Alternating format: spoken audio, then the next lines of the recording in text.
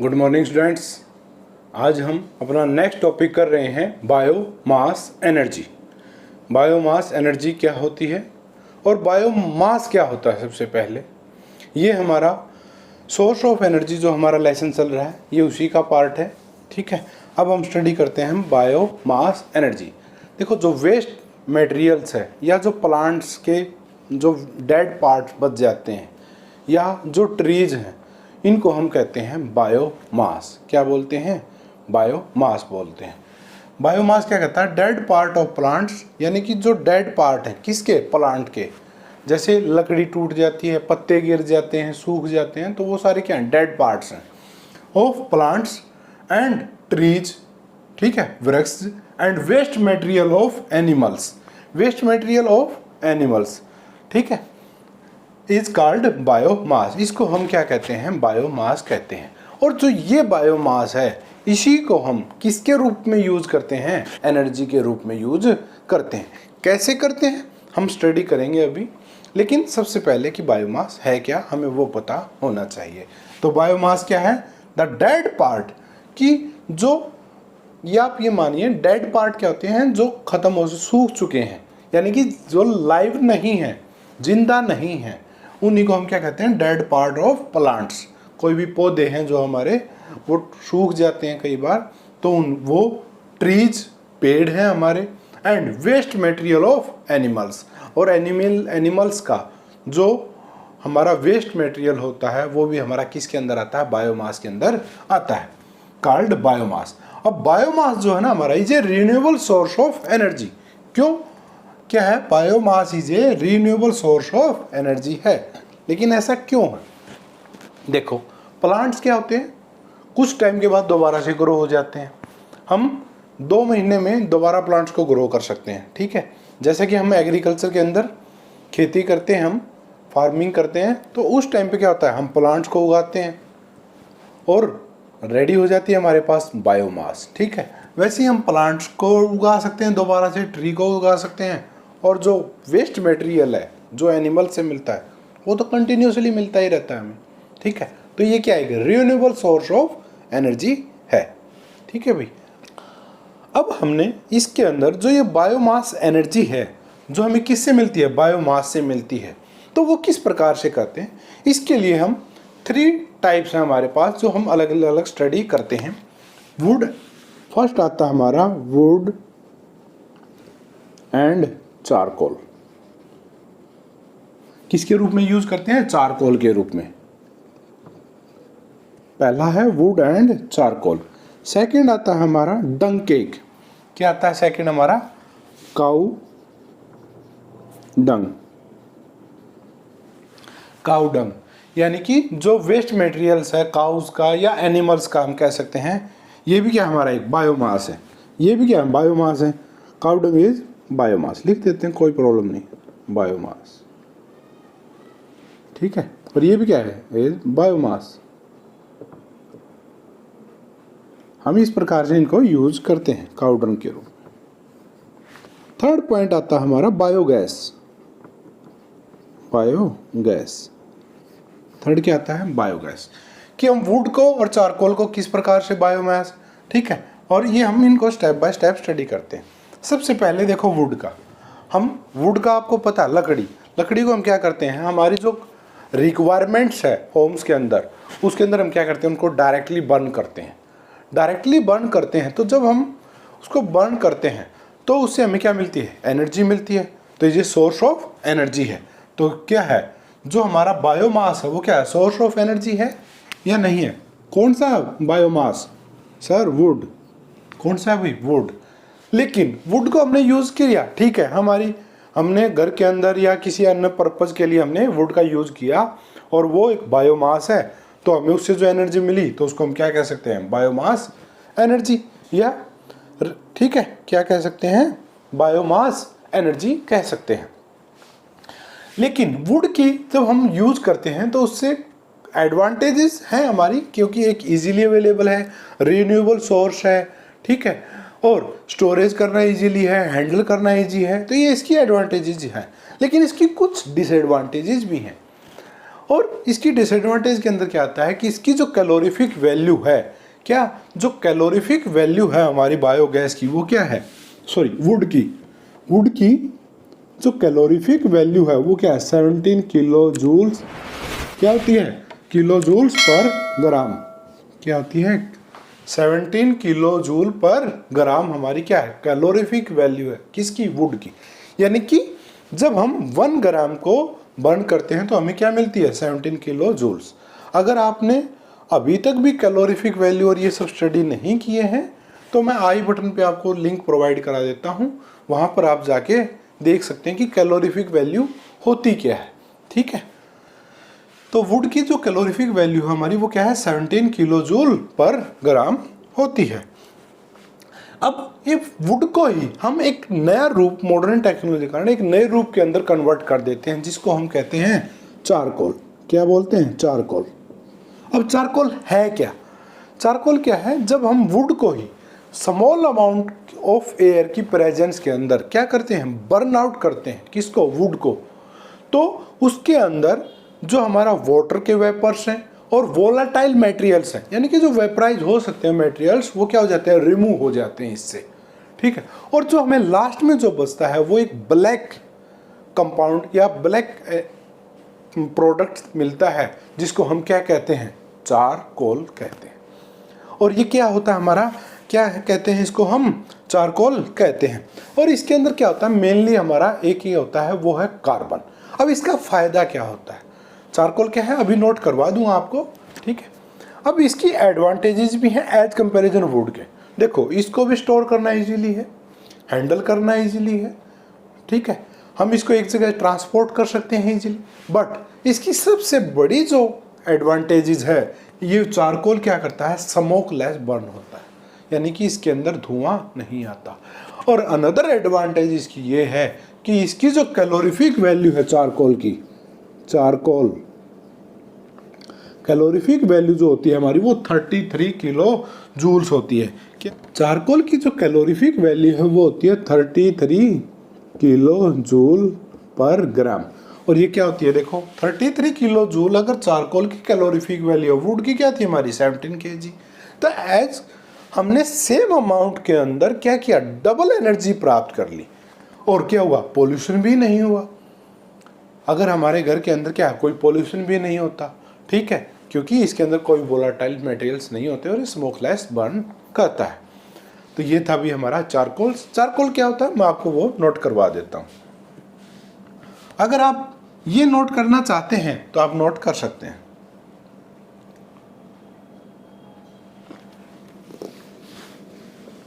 Charcoal क्या होता है, When wood is burned in a limited supply of air, जब हम लकड़ी को क्या करते हैं, लिमिटेड सप्लाई के अंदर, यानी कि कम अमाउंट के अंदर हम क्या करते हैं, एयर की सप्लाई देते हैं उसको।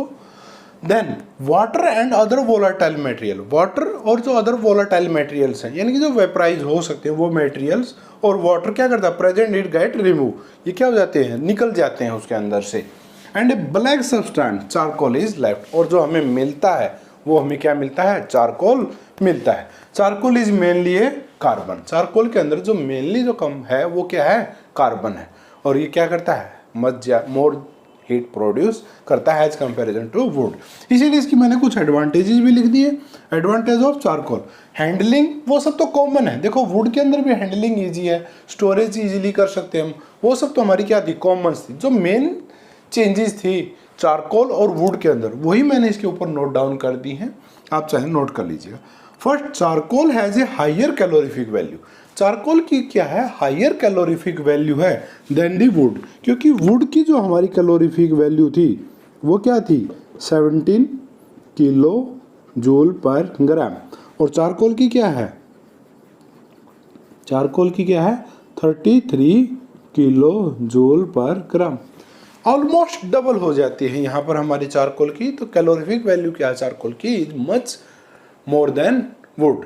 ठीक है, तो ज़्यादा है किससे, would say. Charcoal does not produce smoke while burn, जब हम चारकोल को बर्न करते हैं, देखो वुड हमारी क्या करती है, स्मोक प्रोड्यूस करती है। ठीक है, जो हमारे इन्वायरमेंट के लिए भी पोल्यूटेड है और हमारे लिए भी प्रॉब्लम क्रिएट्स करती है, जिससे हमारी आँखों के अंदर पेन स्टार्ट हो जाता है। तो इसीलिए ये हमारे लिए भी प्रॉब्लम्स क्रिएट करती हैं। लेकिन अब जो चारकोल हमारा वो क्या करता है, बर्न तो होता है लेकिन स्मोकलेस, यानी कि उसके अंदर धुआं नहीं होता। तो ये इसकी एक एडवांटेजेस है। अगर आप ये नोट करना चाहते हैं तो नोट कर सकते हैं। उसके बाद हम नेक्स्ट पार्ट करते हैं काऊ डंग। ठीक है, क्या करते हैं, काऊ डंग as a biomass.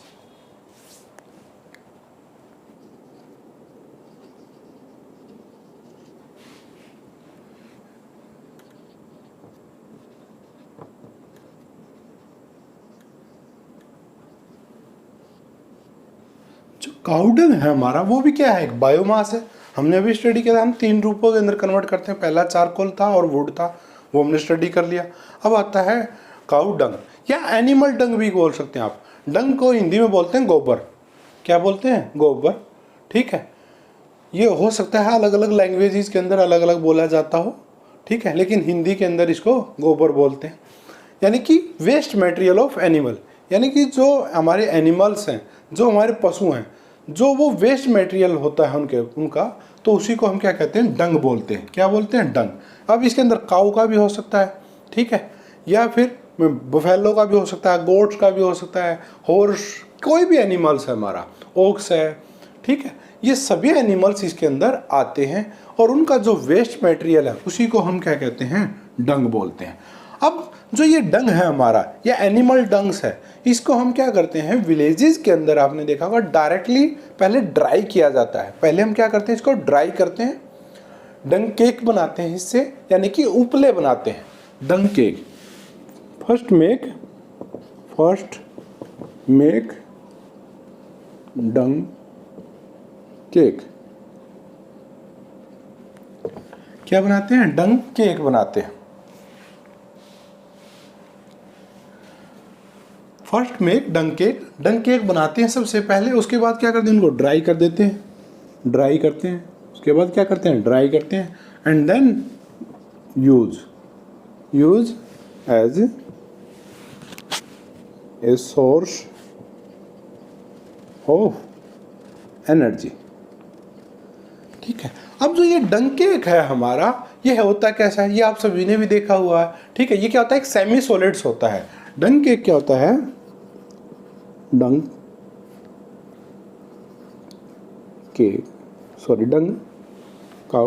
Is a semi solid.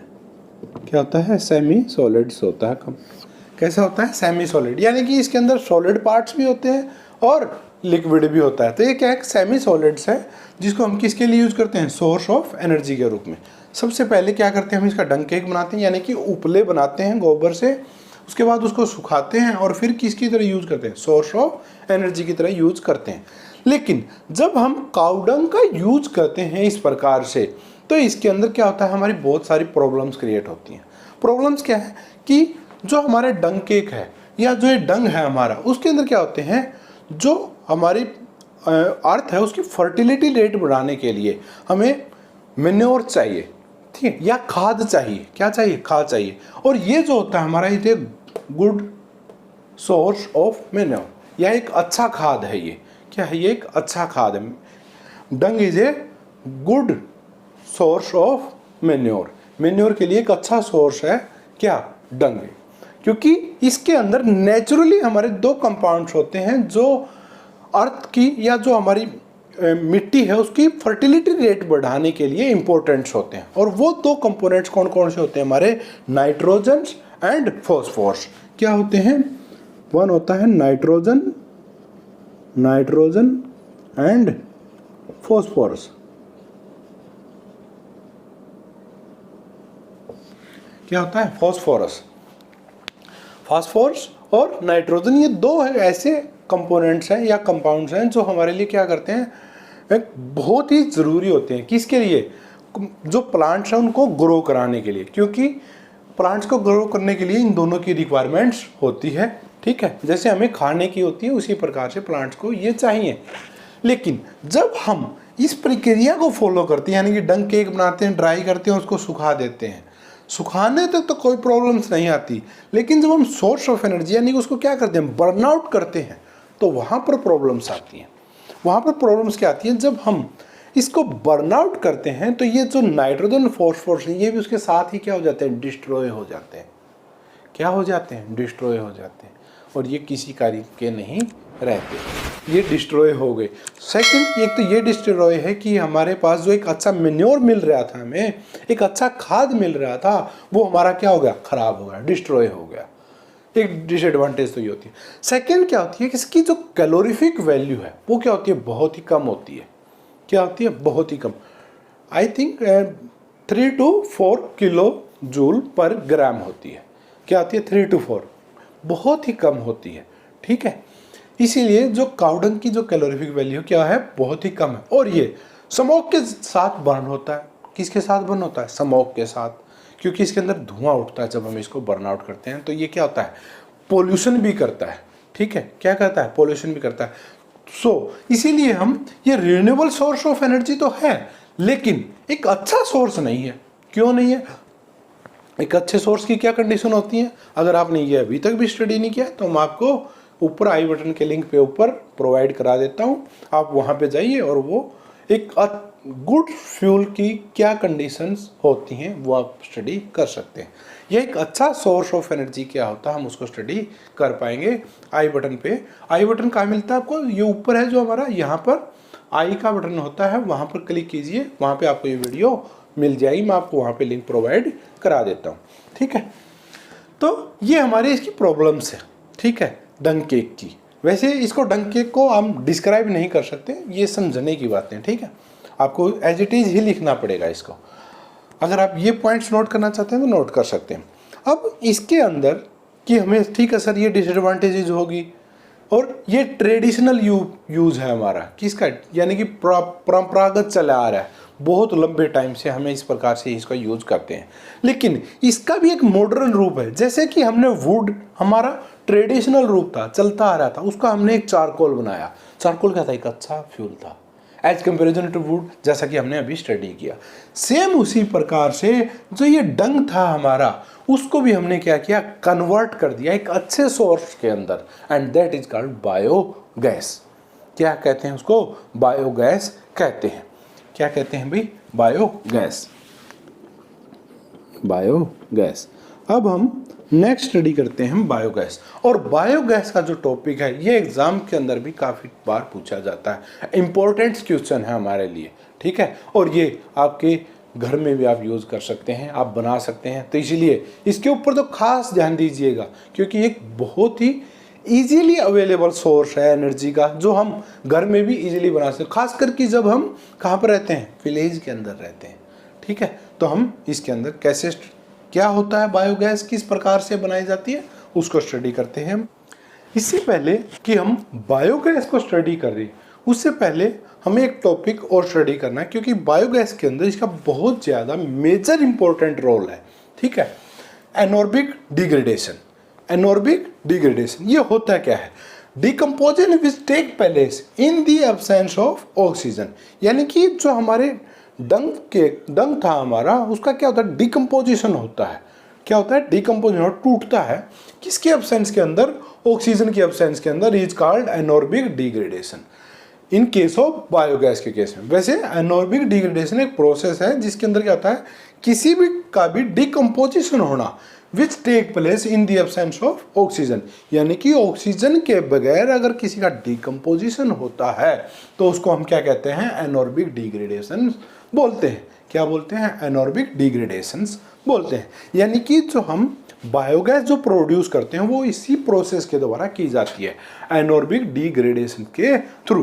कैसे, वो हम अभी स्टडी करेंगे। उससे पहले बायोगैस, बायोगैस है क्या, क्योंकि जिसको हमें प्रोड्यूस करना है, जिसके बारे में अगर पता ही नहीं हो तो हम करेंगे क्या। तो सबसे पहले बायोगैस है क्या, biogas is a mixer of methane. क्या है, बायोगैस जो है एक सिंगल गैस नहीं है, ये क्या है, बहुत कई गैसों का एक मिक्सर है।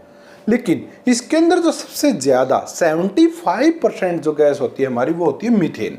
क्या होती है, मीथेन गैस 75% होती है, और जो रिमेनिंग गैसेज हैं वो 25% के अंदर होती हैं। तो बायोगैस है क्या, biogas is a mixer of methane, carbon dioxide gas, hydrogen and hydrogen sulphide. ये गैसेज होती हैं इसके अंदर, बायोगैस के अंदर। The major constitute of biogas is methane. और जो इसका जो मेजर कंस्टिट्यूट्स है वो हमारा क्या है भाई, मीथेन है। क्या है? मीथेन है। अब इसको हम बनाते किस प्रकार से हैं, किसको प्रोड्यूस किस प्रकार से करते हैं? बायोगैस को हम यूज करते हैं डंग का, यानी कि गोबर का। और किसके द्वारा प्रोसेस होता है? एनोर्बिक डिग्रेडेशन होता है किसके अंदर? गोबर के अंदर। और इसके फायदे क्या क्या होते हैं ये अब हम स्टडी करेंगे। अगर आप नोट करना चाहते हैं तो ये दोनों स्टेटमेंट्स आप नोट कर सकते हैं।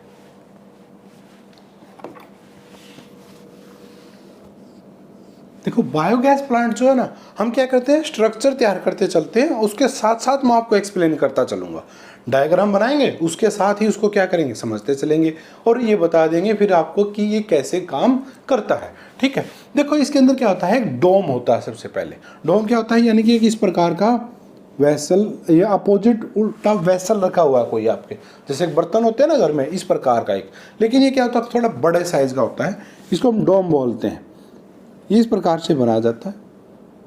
ठीक है, ये हमने इस प्रकार से इसको बनाया।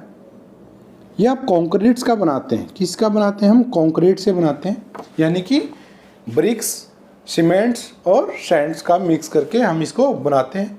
और ये ऊपर से हम आयरन का भी बना सकते हैं। ठीक है, आप किसी बकेट में भी बना सकते हैं अगर आप घर पे बनाना चाहते हैं तो, राइट।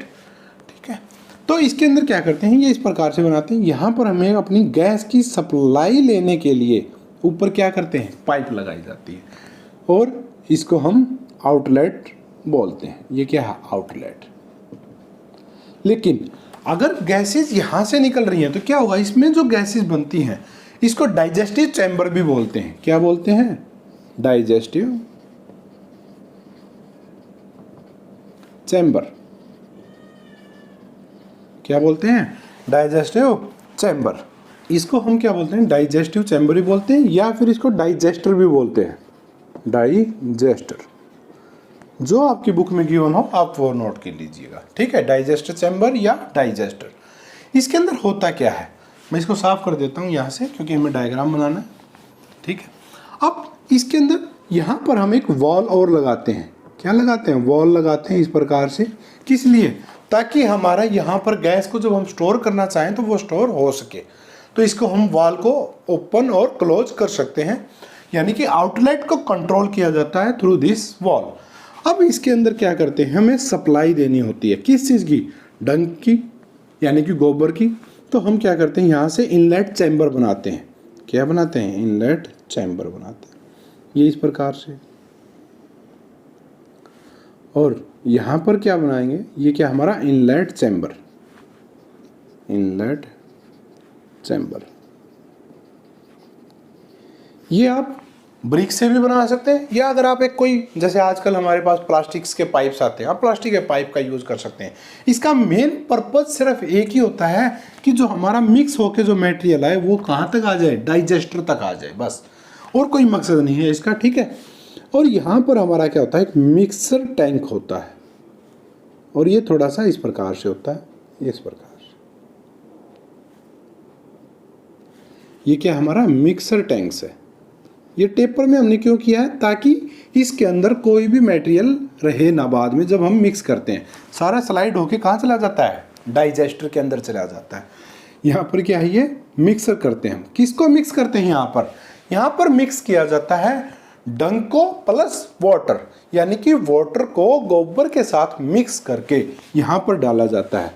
इसको क्या बोलते हैं, मिक्सिंग चैम्बर। ठीक है, क्या बोलते हैं, मिक्सिंग चैम्बर, यानी कि यहाँ पर मिक्स किया जाता है। यहाँ से फिर जो डंग केक है हमारा, और प्लस डंग केक नहीं, डंग प्लस वाटर, यानी कि जो हमने मिक्स किया और उसका एक सॉल्यूशन सा तैयार किया, या हम ये कह सकते हैं कि सेमी सॉलिड तो डंग था ही हमारा, उसको क्या किया, लिक्विफाइड की फॉर्म में कर दिया ताकि वो फ्लो कर सके। ठीक है, तो वो इस प्रकार से यहाँ से फ्लो करता है और कहाँ पर इकट्ठा होना स्टार्ट हो जाता है, इस डाइजेस्टिव चैम्बर के अंदर इकट्ठा होना स्टार्ट हो जाता है। ठीक है, और हम इसको क्या करते हैं, यहाँ से मटेरियल कंटिन्यूसली डालते रहते हैं। कब तक? जब तक ये फिल ना हो जाए। ऊपर का कुछ परसेंट हिस्सा हम फ्री छोड़ते हैं ताकि इसके अंदर जो हमारी यहाँ पर एनॉर्बिक डिग्रेडेशन के कारण जो प्रक्रिया होती है उसके कारण यहाँ पर गैसेज जो इकट्ठी होती है वो यहाँ पर हो सके। ये इस प्रकार से हमारा चैम्बर बनता है। उसके बाद यहाँ पर हम एक चैम्बर और बनाते हैं और ये क्या होता है, आउटलेट चैम्बर। क्या होता है, आउटलेट चैम्बर। और इसके अंदर ये यहाँ से बाहर फ्लो करता रहता है इस प्रकार। ये दूसरा चैम्बर है। यहाँ पर हमें क्या मिलता है, सैलरी, ये आउटलेट चैम्बर।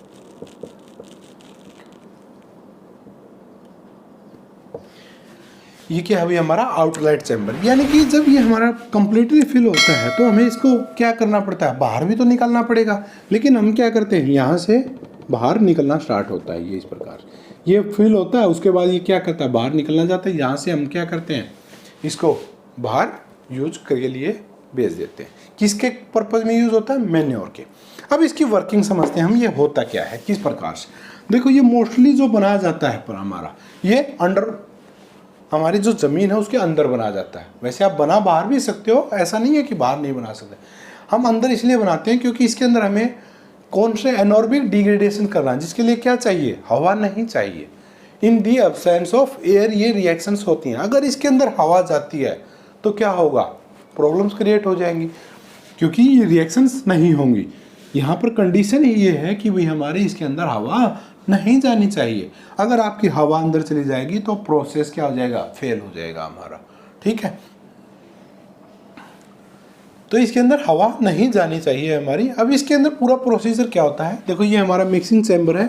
यहाँ पर हम क्या करते हैं, जो हमारा गोबर था या डंग था उसको वाटर के साथ मिक्स करते हैं और एक लिक्विफाइड फॉर्म के अंदर करते हैं और इसके अंदर डाल देते हैं, या इसी के अंदर लिक्विफाइड करते हैं, उसको मिक्स करते हैं और फिर क्या करते हैं, इनलेट चैम्बर के थ्रू वो कहाँ आता है, डाइजेस्टिव चैम्बर के अंदर। यहाँ पर क्या कोई एयर नहीं है, ऊपर से वाल्व बंद होती है हमारी। इसके अंदर ये क्या होता है, कलेक्ट होता रहता है। क्या होता रहता है, कलेक्ट होता रहता है। और जब ये कंप्लीटली फिल हो जाता है, यानी कि एक पर्टिकुलर पॉइंट तक हम इसको फिल कर देते हैं, तो उसके बाद क्या हो जाता है कि हमारे फिल हो जाता है और हम इसको छोड़ देते हैं 50 to 60 डेज के लिए। कितने टाइम के लिए, 50 से 60 दिन के लिए इसको फ्रीली छोड़ देते हैं। और उसके छोड़ने के बाद ये क्या करता है, हमारी गैसेस बनना इसके अंदर स्टार्ट होती हैं। यानी कि 50 to 60 डेज के बाद इसके अंदर इतना हाई प्रेशर क्रिएट हो जाता है यहाँ पर, किस चीज़ का, गैसेज का।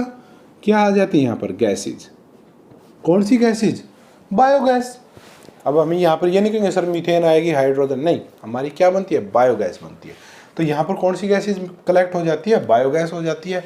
और जो यहाँ से निकलता है वो क्या निकलता है, हमारा मैन्योर्स निकलता है। अब ये कैसे निकला, देखो वैसे हमारा लेवल तो यही रहेगा, लेकिन जब यहाँ पर गैसेज कलेक्ट होना स्टार्ट हो जाती हैं तो गैसेज क्या करती हैं, प्रेशर क्रिएट करती हैं। यहाँ पर प्रेशर क्रिएट होने लग जाता है। तो ये जो है यहाँ पर जो मैन्योर तैयार हो गया, ये इसके ऊपर प्रेशर लगाती है, तो ये इस तरफ भी ऊपर आना स्टार्ट होता है और इधर भी। लेकिन जो ये हमारा आउटलेट होता है ये क्या होता है, मिक्सिंग चैम्बर से हमेशा ही नीचे होता है। ये देखो हमने हाइट पे बनाया हुआ है एज कंपेरिजन टू दिस। ये यहाँ से निकलना स्टार्ट होता है और ये यहाँ से है। तो क्या होता है कि पहले ये यहाँ से बाहर निकलना स्टार्ट होता है, किसके कारण, due to the pressure of gases के कारण।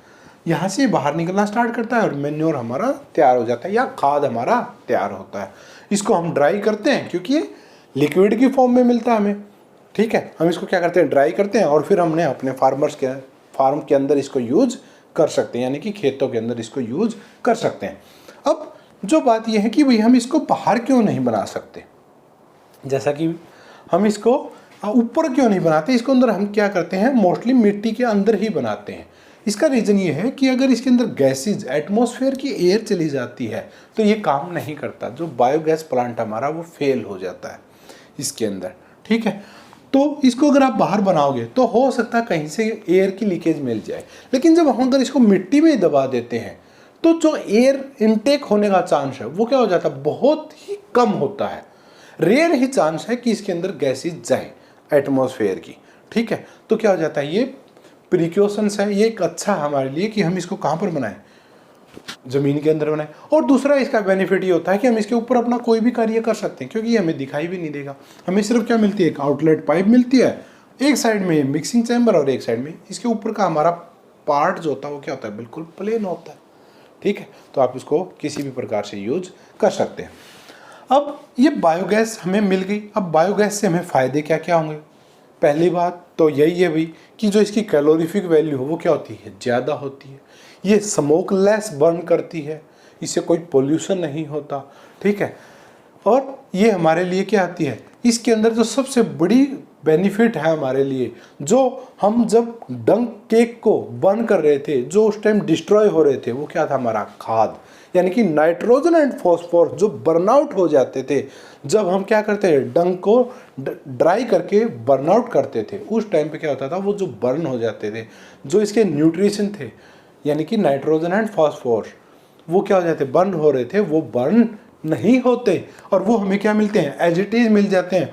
और फ्यूल के रूप में हमें क्या मिल जाती है, गैसेज मिल जाती है।